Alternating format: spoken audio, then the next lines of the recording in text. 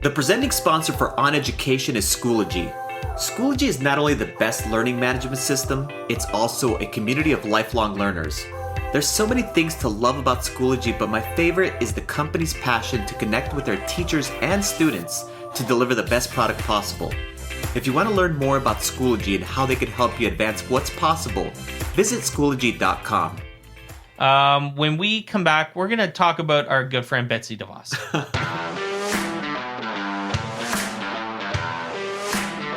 Welcome to On Education. I'm Mike Washburn. And I'm Glen Irvin. Friends, we have an awesome pod for you today. We will discuss Betsy DeVos and the Koch brothers' evil plan for education, the rise of esports at high schools and universities, and we will speak with the co-founder of Alludo about why your professional development currently sucks. You've said evil plan twice now, and every time I think of like Dr. Evil and his hands together and tapping his fingers together. The evil plan. Putting his pinky up to his mouth. It's like, Yes, exactly. That's funny. First week back, how'd your week go? It went amazing.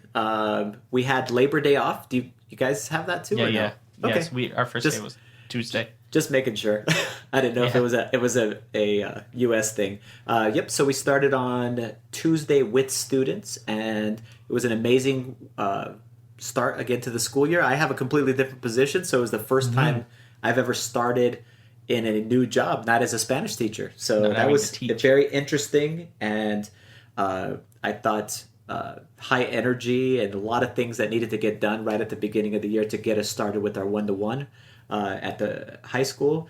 But it went awesome. Fantastic colleagues and coworkers, paraprofessionals. Love my coworkers. Nice. Awesome. And you? It's second week now?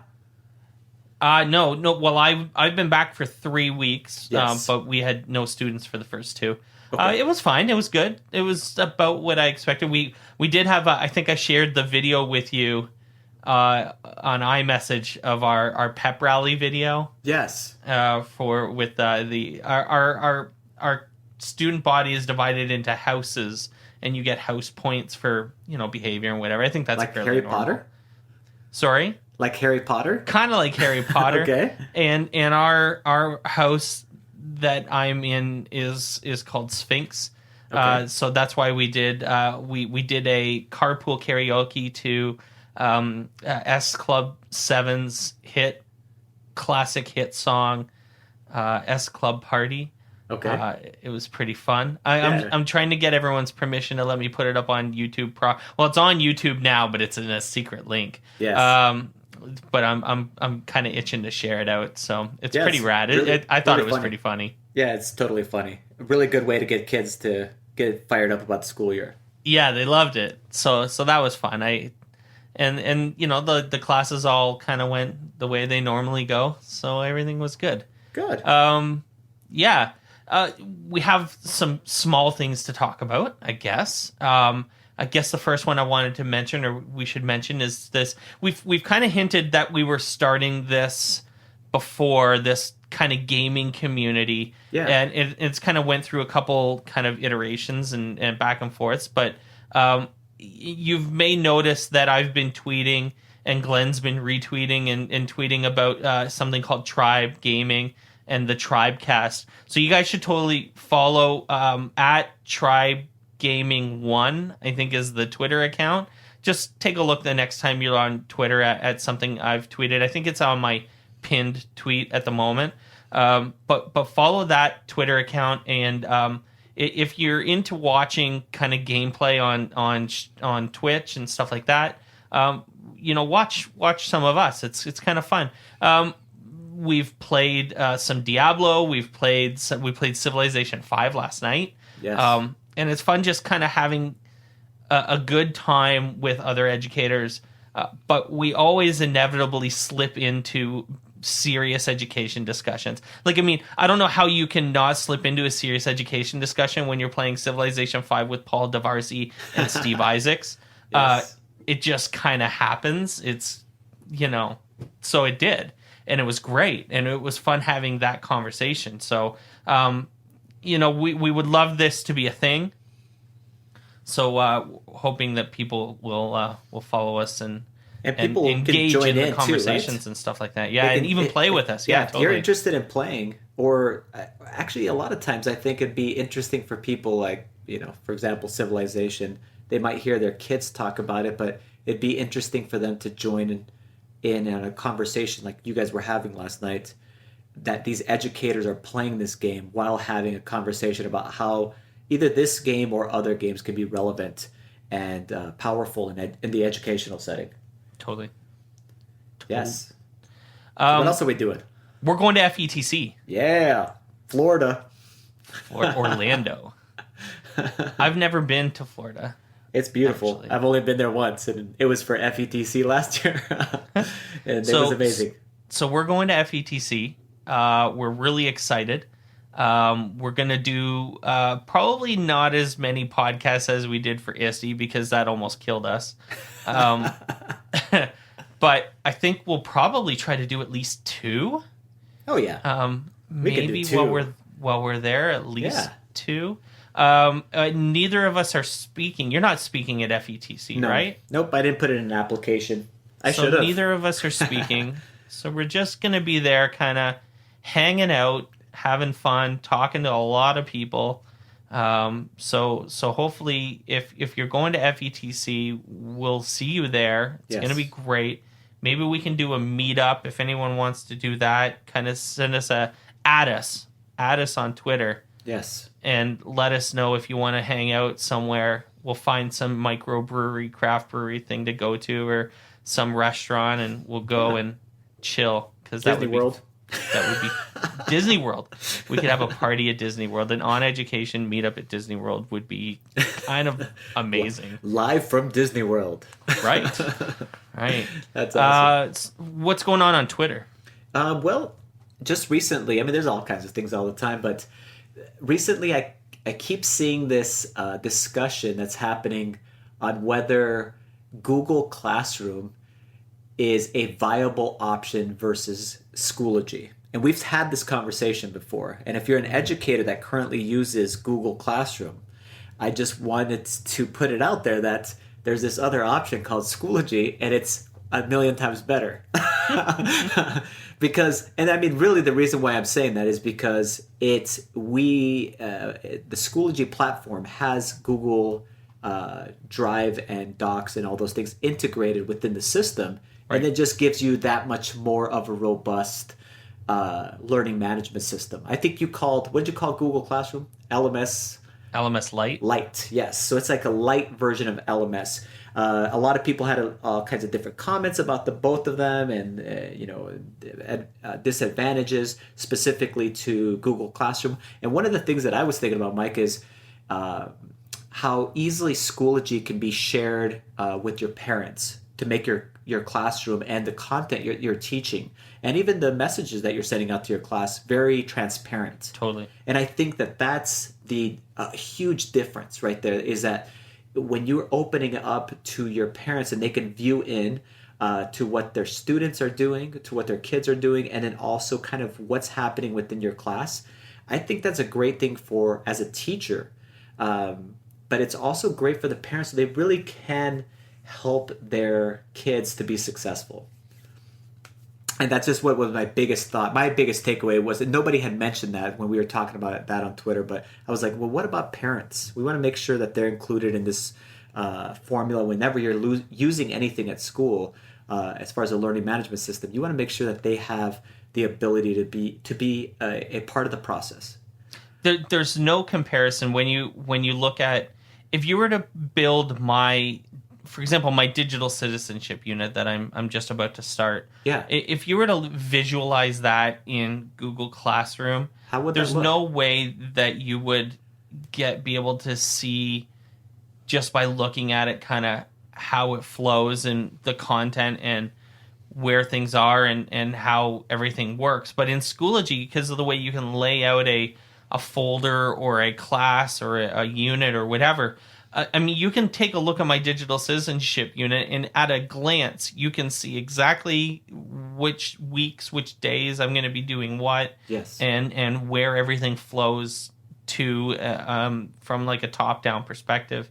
There's really no comparison. So, and I try to remind as many people as I possibly can that Schoology has a free version. Yeah, totally. And it has almost all of the same features that the enterprise version has. I used the free version for 2 years before my school bought into the enterprise version, and it's honestly, like you just said, it's the same thing, except that at a district level, the enterprise version, especially like a district that I'm working at, gives you a lot of advantages to be able to go ahead and populate courses, to make sure you kind of have a, like you just said, a macro level ability to be able to go ahead and control information or put people in specific things, even do professional development, at a district level. So it kind of gives you like an ability to be able to brand it to your specific district. So that is nice, all of those things. But if you're just wanting to just do a comparison, just log in, go to Schoology.com, just create an account, a free one, and just check it out and watch some of our videos or how to get started. And I think you'll see that it's vastly superior. What iPhone do you have? So that's a good story. I had the iPhone 6, I want to say. iPhone 6S, but I'm not very smart, and I bought one of these Mophie cases. You know where the story's headed. I think you knew this already, maybe. But I had one of these Mophie cases, and it has a battery pack in it. Do you know what I'm talking about? Yeah. Yeah. So I always left the Mophie pack on green to keep my phone 100% charged. Oh, and it blew it like drained your battery. If anybody's kills your battery out there, over a year or so. Don't do that. No. What it actually expanded my battery, right? And then it pushes your screen up and out, Sweet. Good job. So now I have a little generic, the SE version. You know what I mean? I went and bought one real quick on Amazon. I think they're like $170 or something like that. And so then I'm carrying a little mini phone right now, but it's fine. I'm happy with it. Yeah. What about you? I have an iPhone 7, so Okay. I think I'm just about ready For the upgrade? Yeah. So Wednesday's the Apple event, and we're gonna be. I watch them with my class. I've been doing it for a few years now. Yeah. I think I've mentioned this before, where I'll just kind of put it on the screen, and they'll be kind of doing their work, doing whatever they're doing, and I'll have it on as kind of background, and the kids will, look up. The older kids in particular, they'll be doing whatever they're doing, and they'll just look up and go, "Huh, that's cool," and then they'll go back to work, kind of thing. But having it on in the background is kind of fun for them. They like to see what's new, and I like showing them what's new. So. But I think that my wife and I are both in the market for new phones, and I think I'm finally going to get a Plus, whatever the bigger version.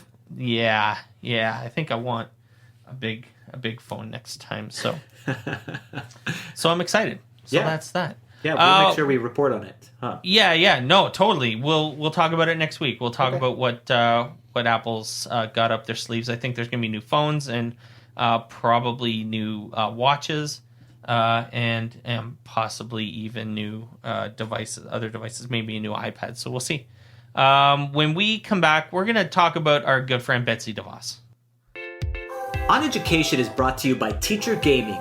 Teacher Gaming Desk is an all-in-one toolkit for any teacher looking to use more games in their classroom. And Teacher Gaming just launched a dedicated Chromebook subscription bundle with 20 awesome games. And I'm going to tell you right now, it's only $99 per class per year. So you got your whole class, you got 20 different games that can be played on a Chromebook. How great is that? If you want to learn more about Teacher Gaming, simply go to teachergaming.com to get started. All right, welcome back to the pod. On Friday, The Guardian published a pretty crazy, eye-opening piece about how our best friend, the U.S. Secretary of Education, Betsy DeVos, and the Koch brothers, through their, whatever you want to call them, PACs, are using Arizona as their kind of test bed to stake their claim on vouchers. There's so many things in here. I just kept pulling quotes nonstop. But But here's one for you, Glenn. Okay. Arizona's lawmakers have ignored the public and will instead heed the wishes of billionaires seeking to build up private schools at the expense of public schools. I've been thinking about this a lot, and I guess maybe you would probably have more. More knowledge about this than I do, but I am curious. I guess do we know for sure that when money goes into vouchers that it leaves public school systems? Do we know that for sure? Well, basically, what it does, yeah, the answer is yes. We do know that for sure, because what you're doing is the pie doesn't grow any bigger. If you want to think about it, whatever the amount of money that we're funding schools with is now going to be divided into more pieces in order to bring in the private schools. So you're still dealing with the exact same amount of money, but now you're distributing it even further. And so you're distributing it with the idea that it's school choice. Like now it's opening it up, and now students have the ability to be able to join these private schools, except that's a false narrative. Because if you look at the price of these private schools, that voucher will nowhere near get you the amount needed for that tuition. So that's where this is like there's a disconnect. Even though it may sound like something positive, it's actually a very negative thing for anybody that chooses to go then to a public school, which will have less money now. And so that's the answer to your question is yes. The public schools will suffer. So, I mean, when we're talking like $7,613, that is the amount of money Arizona spends basically per student, and that is going down. It's going down like crazy. 24%. It's been reduced since 2008 to 2015.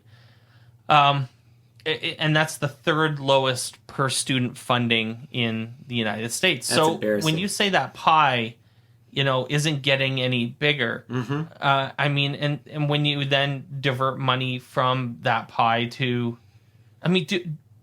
can Arizona really afford to be pulling more funding and diverting it into for-profit private schools at this point? Yeah, they can't, but they will do it on behalf of the people that it benefits. So if you imagine you're already sending your kid to a private school, well, it'd be great to have another $7,000, which it'll be less than that, but to be able to put towards that tuition, if that makes any sense. But that doesn't mean that any other student that was not attending that place is now going to be able to attend that private school. So it really doesn't do anything except benefit those, again, which we tend to do with these Koch brothers and Betsy DeVos and anybody else related to this administration. You're benefiting already the people who have all the advantages, which is all of these people that are very wealthy. I hate the cognitive dissonance of this. I hate that. The reality is that most of this private school voucher money is going to religious schools, Christian schools in particular, that don't want to teach, the public school curriculum. They want to teach things like creationism, creation, yeah, right, and that kind of stuff, and they. I just find it amazing because if we were diverting money from the government to a Muslim school, for example, yes, people would lose their frigging minds. Oh, yeah. Like heads would fly clear off their bodies. People would be so angry. Am I right? Right? Yeah. It would just be insane. They would be like, are they teaching these kids Sharia law? Yeah, well, it's the thing is that's the reason why we have a separation between church and state.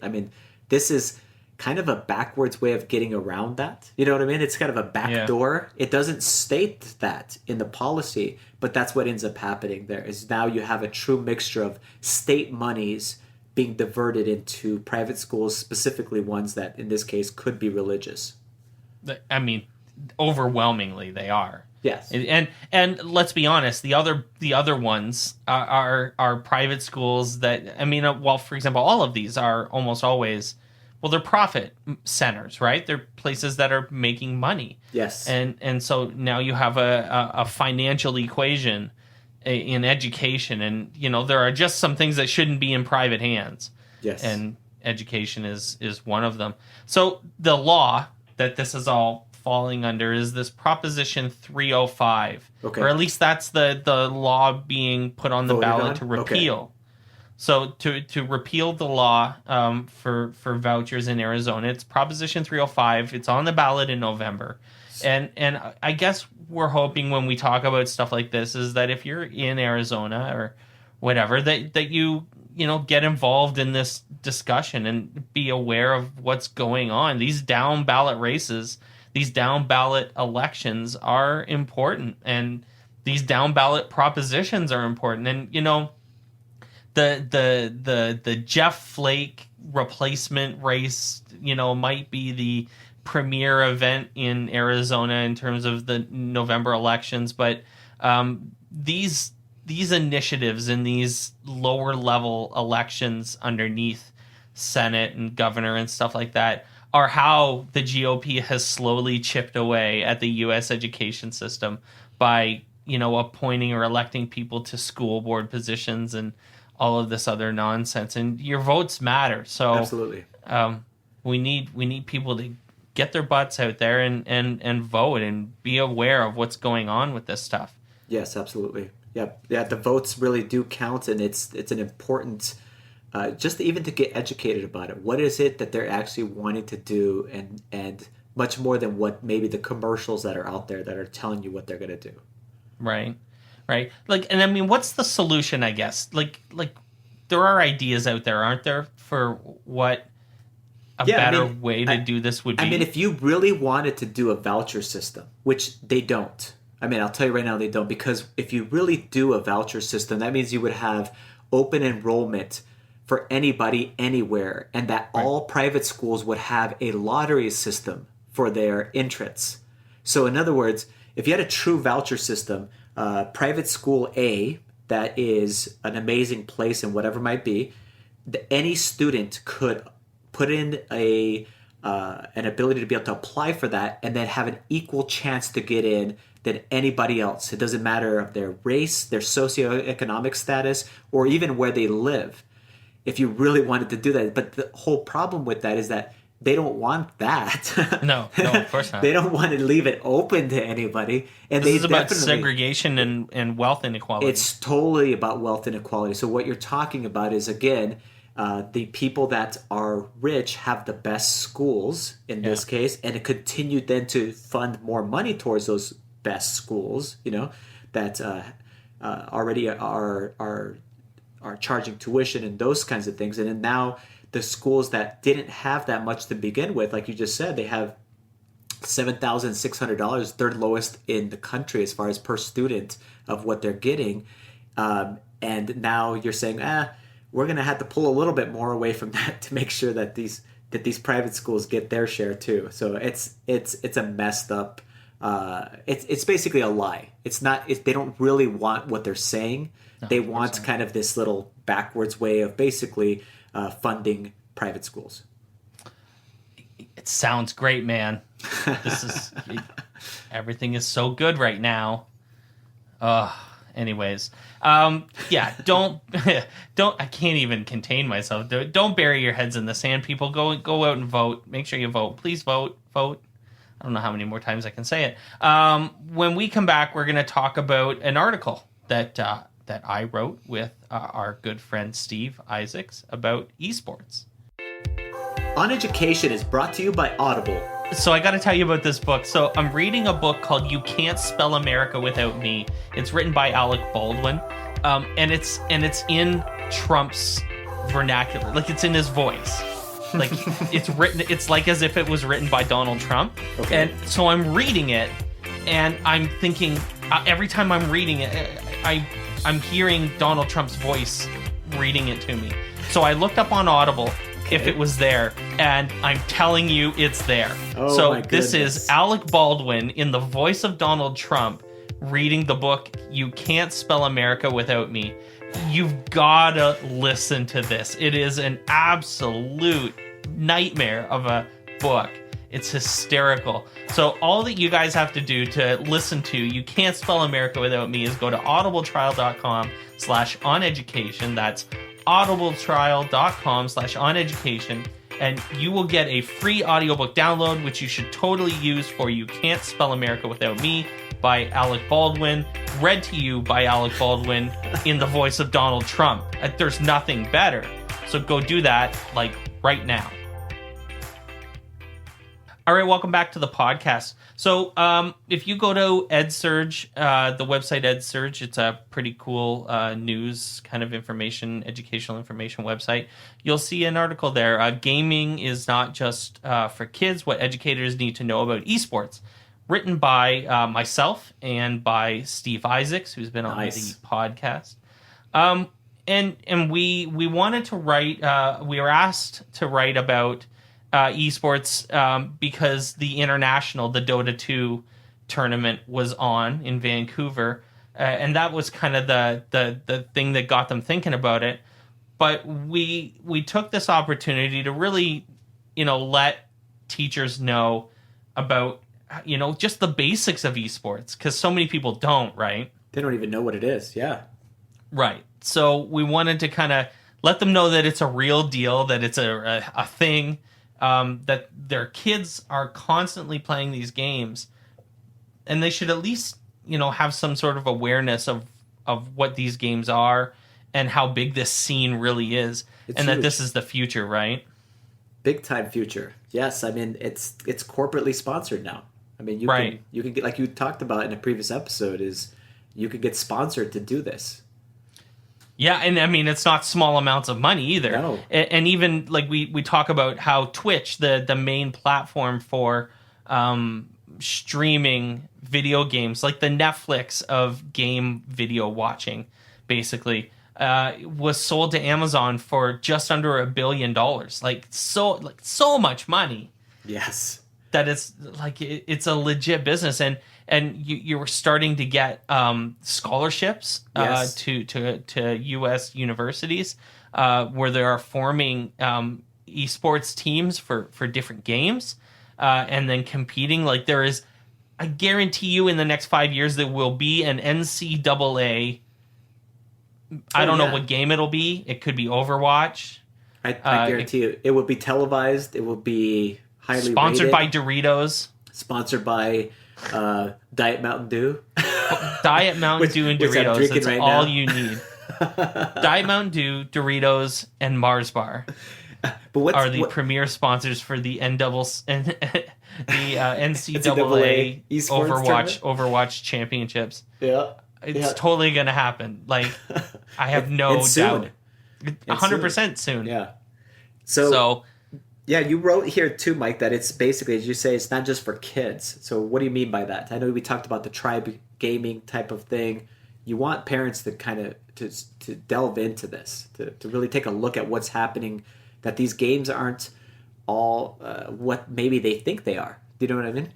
Right, and it's not just for parents. It's also for teachers. Like we should know what our kids are doing, and if you don't, then you're just not doing it right. You need to know what your kids are doing. And if your kid, I'm not saying that you need to be like this regular Fortnite player, but you should know the nature of Fortnite. You should know that it's an online game. You should know that you can communicate in some ways with people in online games. And then you should know whether your child is playing a game that does that.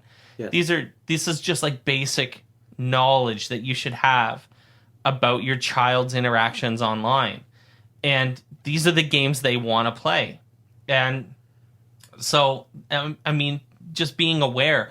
And as a teacher, we spend a lot of time talking about how you almost have in my opinion anyways, you have a duty, a responsibility to have a sense of your class and your students and yes. who they are and absolutely. What they're into. And it helps you build up a relationship with your kids. And so if they're playing Fortnite, you should be able to at least hold a minor conversation about Fortnite with your students. You really should. And you should know what Minecraft is and maybe a little bit about how to play it. And you should know when someone says I main Diva and sometimes I play Reaper, I mean, that shouldn't be hard things for you to kind of know what they're saying. And you can engage in such interesting conversations with your students if you just have a basic knowledge of these games that they're playing. And you could connect things that you're doing in class to specific things that are happening in these worlds, in these digital worlds. And that's the biggest leverage point too. You don't need, like you just said, you don't even need to know how to play it. Mm-hmm. You can go on there. I think in your article you guys mentioned the Twitch sensation. His name is Ninja. And I think he's probably like in his early 20s, and he's a millionaire. And all he does is play this Fortnite game. I mean, he's played other games too, but he's famous for this Fortnite game. Yeah. You can go onto a video on YouTube and just look him up and see what's the big deal here. Like, what is the attraction, and why are kids playing this game, and why are they watching specifically Ninja? And I mean, even if you don't want to go watch Ninja, I get it. I mean, he's a kid, and that's actually kind of why we started the Tribe Gaming thing and the Tribecast. So myself and Glen and Steve Isaacs and a couple other people, Paul Lavarzi was streaming with us the other night. We're playing some of these games. We played Civilization 5 just last night. I guess this would have been Saturday when we were recording. And we've played League of Legends. We've played Diablo 3. I mean, we're playing some of these games and we're talking about these games. Yes. And so if you want to, I don't know what word to use, a safe place to kind of come and ask questions about games without feeling like you're not belonging. Or at the very least, or whatever. Yeah. At the very least, come and join us. Watch what we're playing and talk with us. We have a chat. There's a chat in the Twitch stream where you can ask questions. We'll see the chat on the screen, and then we can answer your questions and talk about them. And that's kind of the whole point of this. We really want this community to be engaging with teachers who feel like they need to step their game up, for lack of better words, pardon the pun, I guess, but really have a better knowledge of what their kids are actually doing. Because if you can, the closer we can make the gap between a child's experience at home and a child's experience at school, if we can make those things closer together, we're going to solve education in a lot of different ways.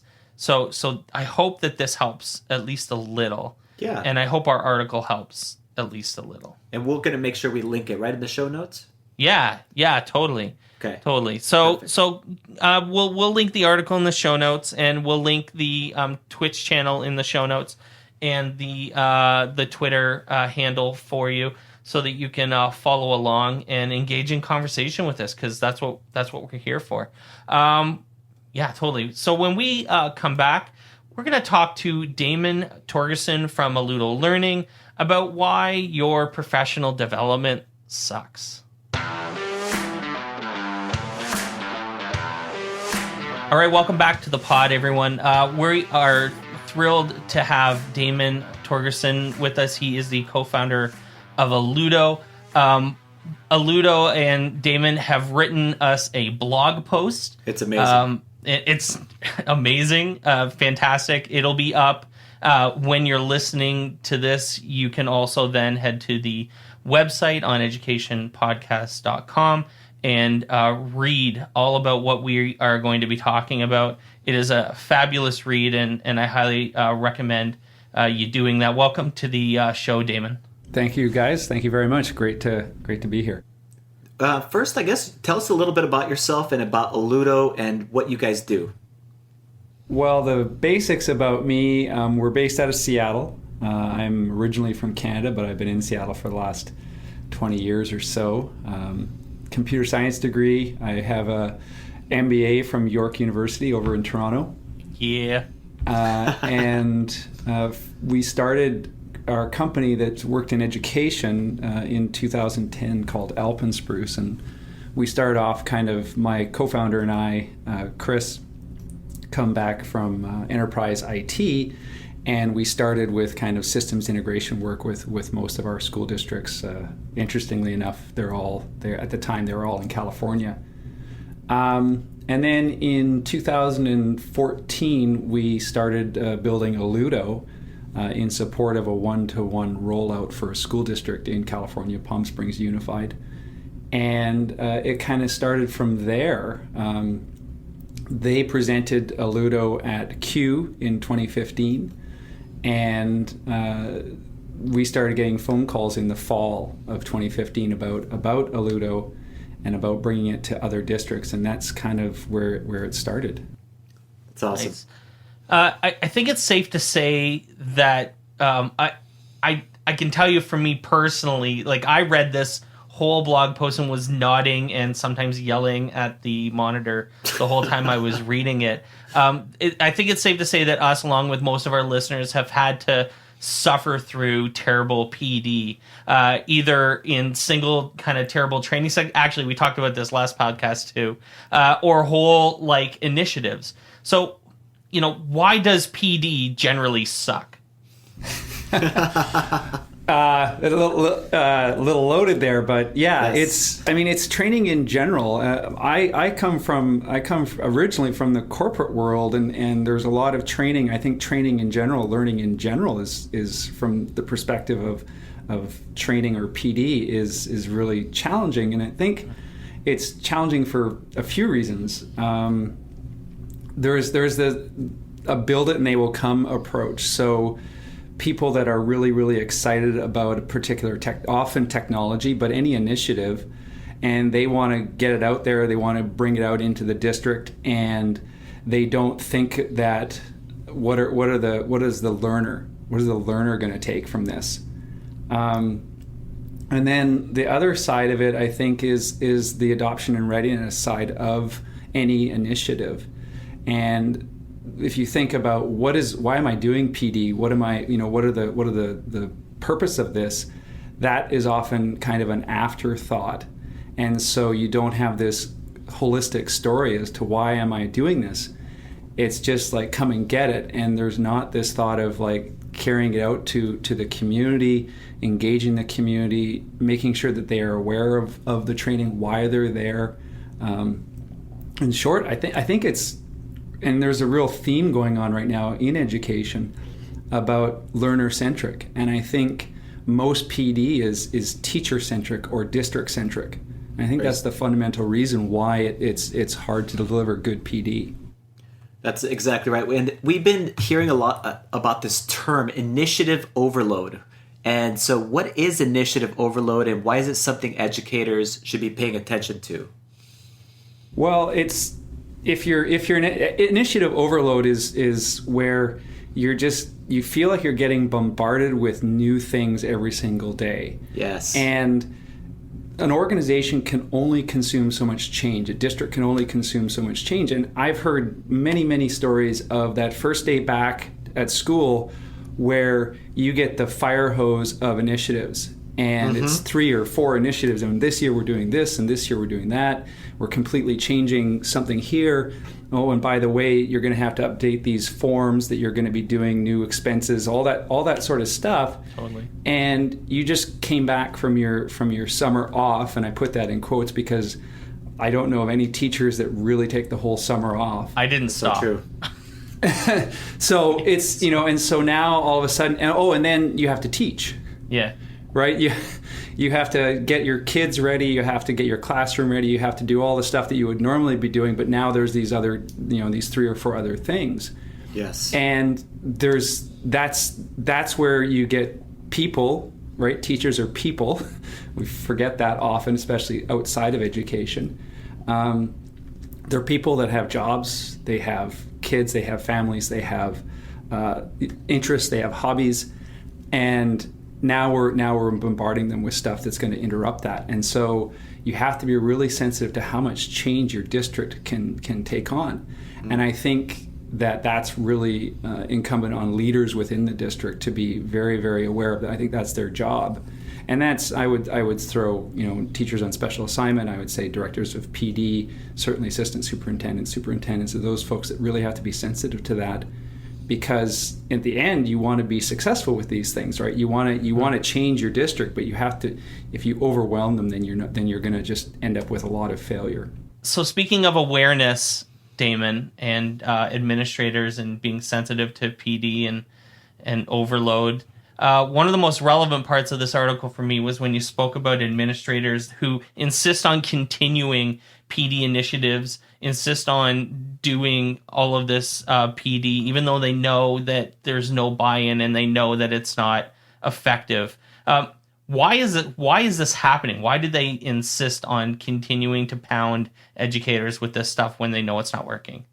Well, I don't want to come off as having the solution here, so I'll give you my kind of take on it, and I'd be interested in your perspective on this as well. But I think there's a couple of reasons, and one, it's often just innocence, right? They're super excited about whatever their initiative is, and when you're kind of that early adopter, that go-getter, you kind of want everyone to have this new thing, and it could be technology or it could be a new way of teaching or whatever it is. And so you're like, why isn't everyone so excited like I'm excited? Mm-hmm. And we forget that you have teachers and people have limited amount of time, and it is a job, and they still have all these other things that they want to do with their day. That they've got spouses, they've got kids, they've got whatever, get the kids to soccer practice, all that sort of stuff. And they're not necessarily as super excited as you might be. Yes. And that's just different people, and you're taking it from a person to a whole district. So you have to be aware that you have a very diverse set of people that are going to be consuming this. I think another one is administrators in particular are really under a lot of pressure. That's right? True. We got to have the students got to be reaching objectives. We got to have all this testing, all this stuff that's hitting there, and they might not know, right? Or not that they don't know, but they are under this pressure. And so they've got to be seen as doing something. There's got to be this movement. There's all this pressure on them, just like there is with teachers, right? There's all this pressure on teachers that you've got to make sure your kids are at certain levels, by certain dates, by certain times, all this other sort of stuff that's going on. And I think there's a lot of critique of this kind of mindset out there. But the administrators are under the same pressure. So they're going to push on that just like everyone's going to push on the teachers, and it's really unfortunate. But I think it's kind of a combination of people that are super excited about something, and then people that have maybe a mandate or a strategy that they have to execute on within the district. And there's just a tremendous amount of pressure within education. I don't know. What do you guys think? I was also thinking about, and this kind of leads to something else that you do at Alludo, that a lot of times our admin isn't really selling the ideas first and making sure that you have buy-in from your staff. And so, like so many other things, it's important to go ahead and sell the idea and make sure that people get excited about it, have some drive behind it before you just say, this is what we're going to be doing. That's something that you guys do too, right, at Alludo?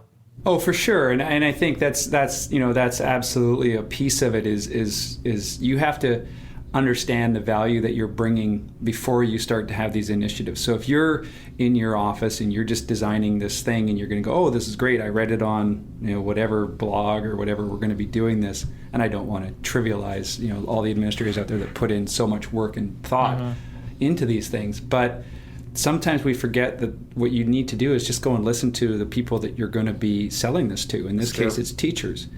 Go and talk to them and see and get their feedback on just what's missing. And if you think that this particular, you're going to go, hey, we're all going this year, we're forgetting teacher-centric approach. We're going completely learner-centric.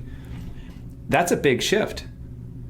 And if you don't go and start, engaging those people that are going to be delivering that change and that shift, and you've got teachers that have been teaching for 30 years and you've got teachers that have been teaching for 1 year, right. Well, your 1 year teachers are going to be, oh yeah, that's fine. I've been hearing nothing but learner-centric. It's true. But you've got a bunch of people that maybe they haven't been there. They're still great teachers. They're just not there yet. And if you suddenly just throw this initiative in front of them and say, hey, we're going to do this, you need to get out there and you need to engage them, and you need to understand what's the best way to deliver that change to them. And it starts with listening to them. I was just about to say, it's such a reminder of how important it is to just understand where all of your staff are at in terms of their job and how long they've been teaching, and like everyone's different and their needs are going to be different, and their wants in terms of wanting to learn new things. And I didn't try when I was doing a lot of introducing new tech tools and stuff like that. One of the ways that I was always trying to frame it is how is this going to make your job easier? Because I think most teachers can get on board with having their job be made just a little bit easier. And so it makes it easy to sell that, right? Because this PD is sales in some way. You have to sell, you have to market what you're pushing, right? What you're trying to introduce. And so you have to, in sales, I used to use the term, you got to raise someone's flagpole, and everyone's, in terms of like the flag going up the flagpole, you got to figure out what gets people's flags up the flagpole, and everyone's different. And so you got to understand where everyone is at and what they need and what they want. And everyone's different. It's just an amazingly complex thing that you can't just throw out, a worksheet or throw out this PowerPoint or slideshow and say, here, this is what we're doing now. You know what I mean? Oh, absolutely. You've really hit on something there that is super important, which is you have to deliver value to the person.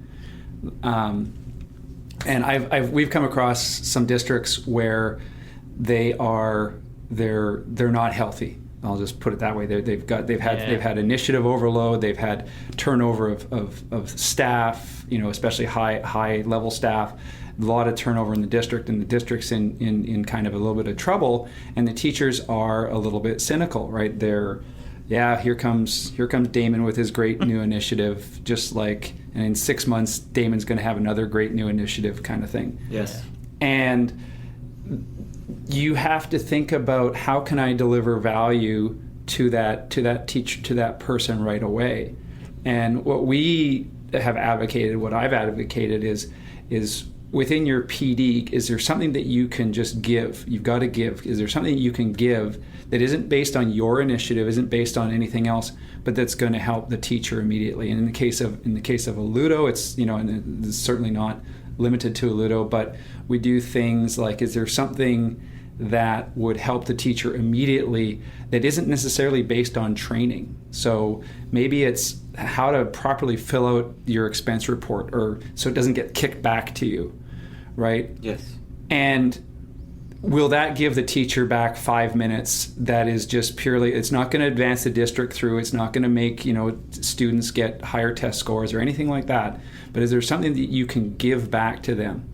And depending on the maturity of the district, you might have to do that as your PD for a lot of it. You might have to do things that are just going to really help that teacher. And what that will do is build trust. And they'll start to feel like, oh, hey, they're actually listening to me, and they're actually helping me with my job. They're actually helping me get better with my job, and they're giving me 5 minutes back, 10 minutes back. You give somebody 5 minutes back a week through their training, then they start to get 15, 20 minutes. They can start to catch a breath. You build up trust, and then now they become a little bit open to, okay, well, now I'm going to try this new learner-centric approach that Damon's advocating, and we'll give it a try, right? And they become open to it. So Damon, if someone is interested, they're listening out there, they're interested in learning more about Alludo, and also like an idea about the cost of being able to do something like this, can you tell us more about that? Sure. Well, they can come to, the first place is come to www.alludolearning.com. Okay. And they can sign up for a free demo. They can go in, check out the platform, see if it's going to be a good fit for them or not. Is a great place. Alludo, our pricing starts at $20 per learner per year for a district for adult learners. We have lower prices for student learners, and we have discounts for longer term and more users and that sort of thing. So it's quite a cost-effective approach to deliver training for your teachers within a district, across the whole district. That is awesome.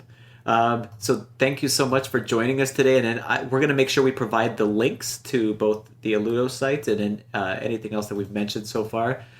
Thanks a lot for being here today. Well, thank you very much, guys, and have a great day. Thanks, Damon. On Education is an on-podcast media production. My name is Mike Washburn. My co-host is Glen Irvin. You can get in touch with us or ask us questions to answer on air by visiting our website, oneducationpodcast.com. You can tweet us at oneducationpod. Glen is at IrvSpanish on Twitter. I can be found on Twitter at Mr. Washburn. Our sound engineer is Jake Codeweiss. He's on Twitter at JKRadio. You can find us on Facebook by visiting facebook.com/oneducationpod. If you're enjoying the show and think others would too, we would be honored if you shared it with them. Please leave us a rating or review in Apple Podcasts or the Google Play Store. When you leave a rating, it gives our rankings a boost. This helps others discover the show. We want to thank our presenting sponsor, Schoology, for supporting us. Check out Schoology.com to learn how they can help you advance what's possible. Thanks as always for listening. Stay awesome. See you soon.